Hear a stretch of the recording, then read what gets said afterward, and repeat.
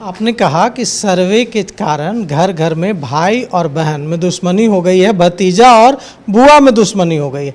भूमि सर्वे जो पिछले 4-5 वर्षों से चल रहा है, लैंड डिजिटाइजेशन, फिर अब उसको भूमि सर्वे का नाम दिया गया है। बिहार सरकार का राजस्व विभाग धन उगाही का, जनता से धन उगाही का सबसे बड़ा जरिया बन गया है, सबसे बड़ा जरिया बन गया है।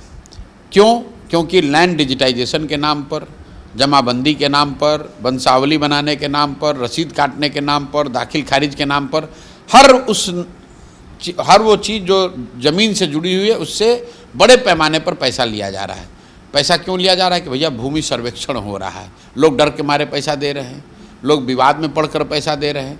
और आंकड़े आए फरवरी में तो पता चला कि अभी तक सिर्फ 20% ज़मीन ही सर्वे करके डिजिटाइज हुई है। तो इस तरह से तो अगले 20 वर्ष तक होता रहेगा।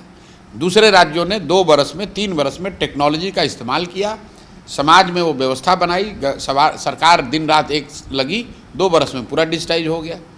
बिहार में ये अनवरत प्रक्रिया है। जैसे बिहार में बाढ़ नियंत्रण के कार्यक्रम न खत्म होने वाले कार्यक्रम हैं। हर साल बाढ़ आएगा, हर साल उसमें कमाई होगी, हर साल लूट मचेगी। उसी तरह भूमि सर्वे हो गया है। और इसका जो सामाजिक पहलू मैं बताता हूँ, इससे घर घर में लड़ाई हो गई। आप वंशावली बना रहे हैं, वंशावली बनाने में घूस लिया जा रहा है, भाई बहन में झगड़ा हो रहा है, बुआ चचा में झगड़ा हो रहा है, क्योंकि वंशावली में किसका नाम रखें न रखें, पैसा देकर किसी का नाम किसी ने कटवा दिया, किसी का जुड़वा दिया। और मैंने एक और आंकड़ा बताया कि पिछले साल जो बिहार सरकार के क्राइम का आंकड़ा है, उसमें बताया गया है कि जो 60% मर्डर हुए, उसमें 60% मर्डर भूमि विवाद से जुड़े हुए मामलों से हुए। तो भूमि सर्वेक्षण इसलिए रुकना चाहिए क्योंकि इसके नाम पर धन उगाही का एक ये जरिया बन गया है। सामाजिक और पारिवारिक स्तर पर विद्वेष फैल रहा है और फ़ायदा कुछ हो नहीं रहा है, उसको काम आप पूरा कर नहीं पा रहे।